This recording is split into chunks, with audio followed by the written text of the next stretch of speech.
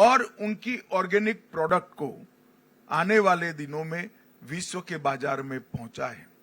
भारत सरकार ने north east में पहले हर राज्य में 3 और आसाम जैसे राज्य में हर जिले में 1 ऑर्गेनिक सर्टिफिकेशन लैब प्रस्तापित करने का निर्णय लिया है, जिसके माध्यम से भूमि और कृषि उत्पाद दोनों का विश्वसनीय ऑर्गेनिक सर्टिफिकेशन होगा।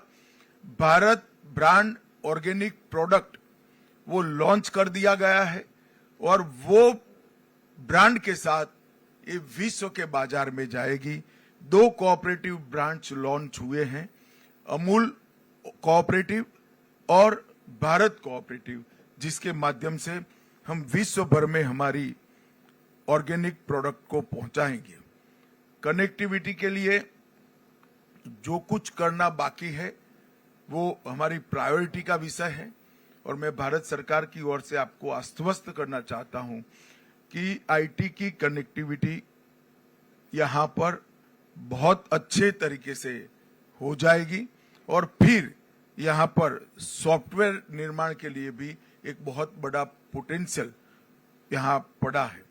नई उद्योग नीति बहुत ल्यूक्रेटिव है, देश भर से उद्योग हम ला पाए इसी है, इसका हमने फायदा उठाना चाहिए। मिशन पाम ऑयल ये नॉर्थ ईस्ट के सभी राज्यों के विकास का एक बहुत बड़ा रास्ता बनने की संभावनाएं मिशन पाम ऑयल के अंदर पड़ी है। देश के अंदर तिलहन का उत्पादन कम है, हम अभी भी एडिबल ऑयल के क्षेत्र में आत्मनिर्भर नहीं है।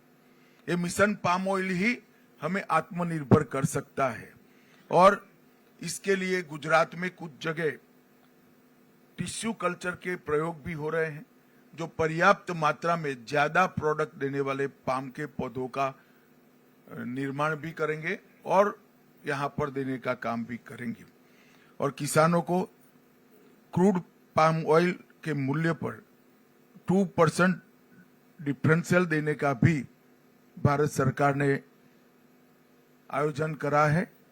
अब तक पूर्वोत्तर क्षेत्र में 10 नई तेल मिलों का विकास करने का प्रस्ताव है। मुझे लगता है कि ये हमें फायदा कराएगा। सुरक्षा के क्षेत्र में हमने मल्टी डायमेंशनल अप्रोच यहां पर अपनाया है। हर राज्य की एक विशिष्ट रणनीति बनाकर हम 10 साल में आगे बढ़े और इसका परिणाम है कि पुलिस, आर्मी, असम राइफल और केंद्रीय पुलिस बल इस सब ने इकट्ठा मिलकर यहां पर एक बहुत अच्छी व्यवस्था करने में सफलता पाई है, जिसके चलते हिंसक घटनाओं में 31% कमी और नागरिकों की मृत्यु में 86% की कमी ये 10 साल में हमने सिद्ध की है। लगभग 10,574 विद्रोही सरेंडर हुए हैं और कई सारे समझौते किए। एनएलएफडी का समझौता 2019 में किया, ब्रू समझौता 2020 में किया, बोडो समझौता 2020 में किया, कार्बी समझौता 2021 में किया, आदिवासी समूहों के साथ समझौता 2022 में किया, डीएनएलए समझौता 2023 में किया, यूएनएलएफ शांति समझौता 23 में हुआ, उल्फा शांति समझौता 23 में हुआ, त्रिपुरा समझौता 24 में हुआ, एनएलएफटी और एटीटीएफ का समझौता 2024 में हुआ। इसके साथ साथ आसाम मेघालय अंतर्राज्यीय सीमा समझौता और आसाम अरुणाचल अंतर्राज्यीय सीमा समझौता भी हुआ। इसके कारण पूरे नॉर्थ ईस्ट के अंदर शांति प्रस्तापित करने का हमें बहुत सफलता मिली है। मैं एक विशिष्ट बात पर भी आपका ध्यान आकृष्ट करना चाहता हूं।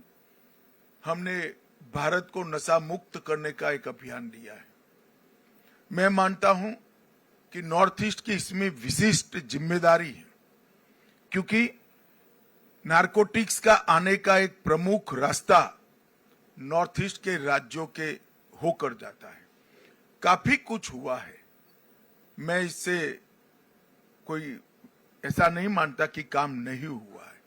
विगत 6 सालों के अंदर काफी कुछ काम हुआ है, मगर हमारी गति पर्याप्त नहीं है। मेरा आग्रह है सभी मुख्यमंत्री और राज्यपालों से कि आप सभी लोग हमारी जो जिले की निगरानी समिति बनाई है, उसको कितनी बैठकें जिला लेवल पर होती हैं, उस पर पूरा बल दीजिए, उसको मॉनिटर करिए और नॉर्थ ईस्ट को पूरे भारत के लिए नारकोटिक्स के रास्ते का जो कलंक लगा है, वो कलंक को हमें मिटाना चाहिए। नशा आने वाली पीढ़ियों को खोखला करता है और हमने पूर्णतया से भारत को नशा मुक्त बनाने का काम करना है और ये मिशन, उसमें नॉर्थ ईस्ट बहुत बड़ा योगदान कर सकता है। तीनों नई संहिताएं जो आई हैं, आपराधिक न्याय प्रणाली में 3 नए कानून आए हैं, इसके इम्प्लीमेंटेशन के लिए फरवरी माह में मैं दिल्ली में सभी मुख्यमंत्रियों की एक साथ मीटिंग बुलाने वाला हूं।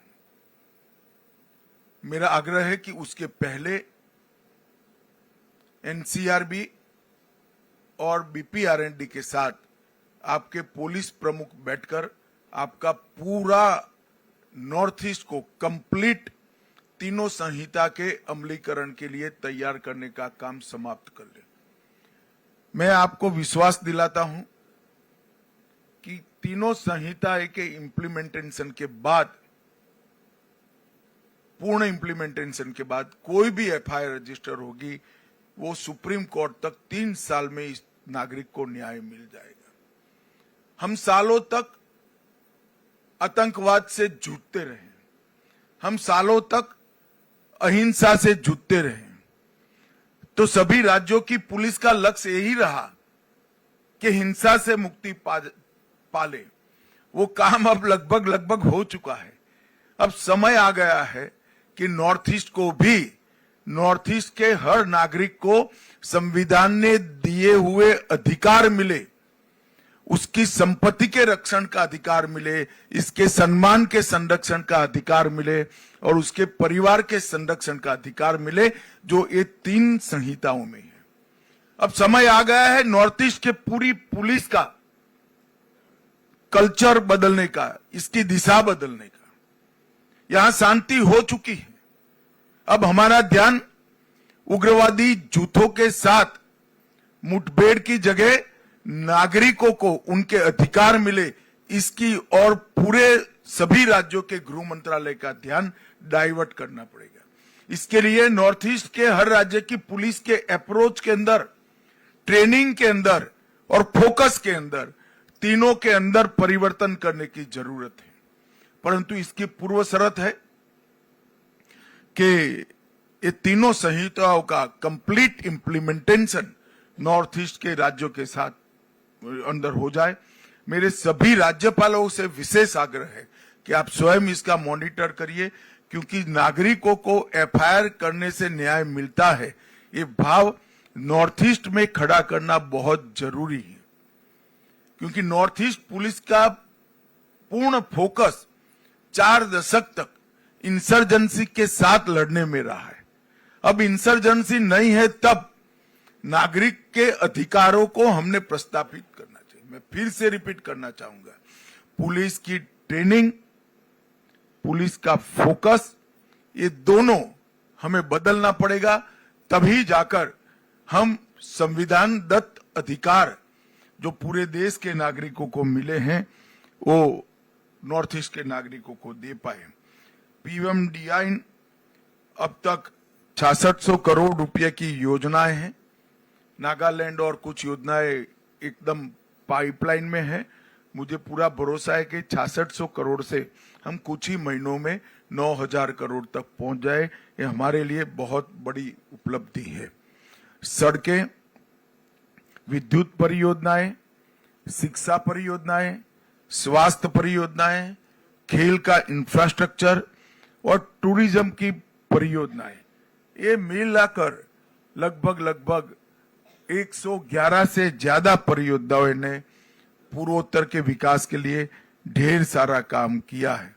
14-15 से हमारे बजट में 153% की वृद्धि हुई है।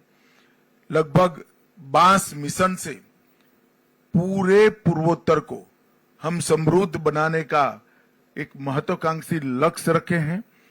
Mission organic value chain development भी हमने आगे मैंने बताया ऐसे परिपूर्ण करने पड़ेगी।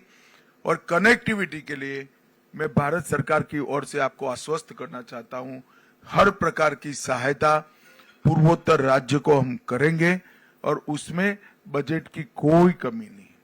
सिर्फ रेल कनेक्टिविटी में 81,000 करोड़ रुपया की योजनाएं अब तक बन चुकी हैं।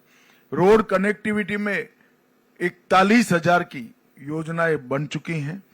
हवाई अड्डे के 64 रूट नए चालू हुए हैं और अब बाकी जो बचा है काम भी द्रुत गति से 3 साल में समाप्त करने का काम हमने लक्ष्य रखा है। मेरा आग्रह है कि नेसेक का सबसे ज्यादा उपयोग नॉर्थ ईस्ट के राज्यों ने करना चाहिए।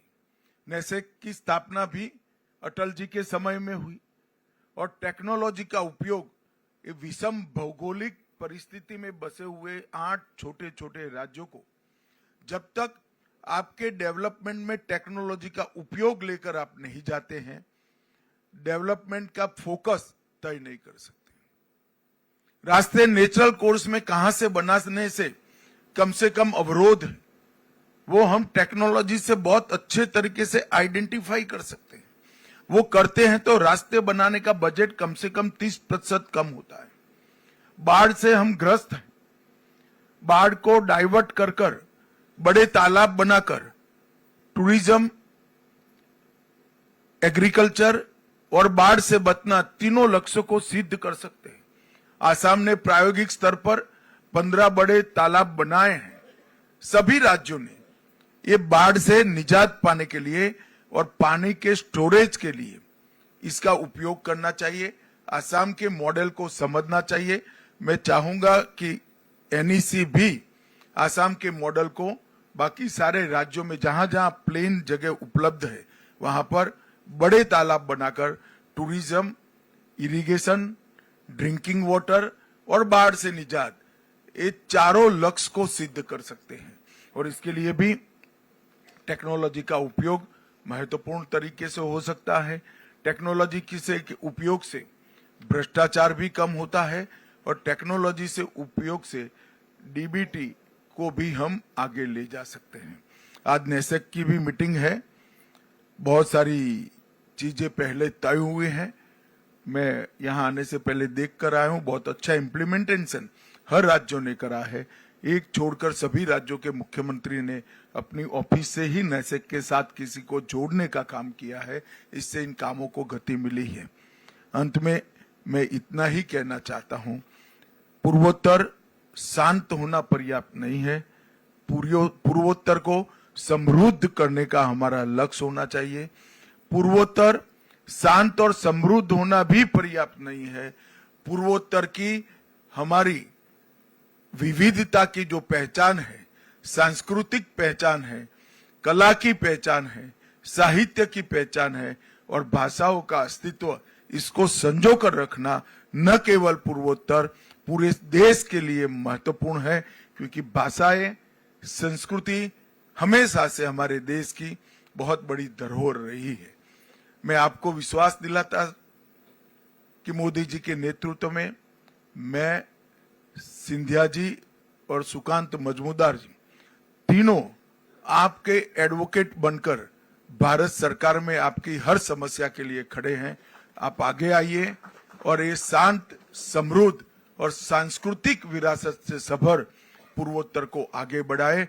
और जब 2047 विकसित भारत का लक्ष्य तय होगा, तब मेरी तो मन की एक कल्पना है कि सबसे समृद्ध क्षेत्र अगर कोई हो सकता है तो हमारा पूर्वोत्तर हो सकता है, क्योंकि कुदरत ने आपको बहुत पोटेंशियल दिया है।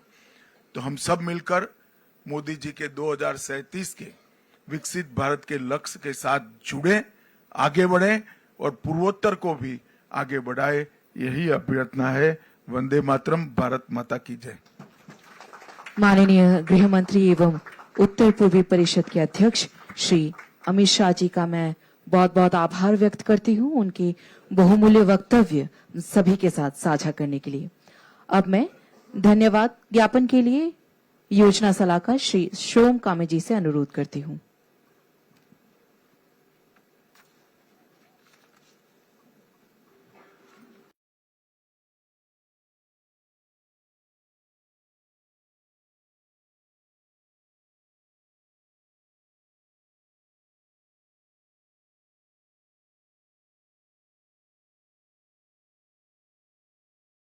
Subscribe to Tripura Info and press the bell icon so that you never miss any latest updates and news on Tripura.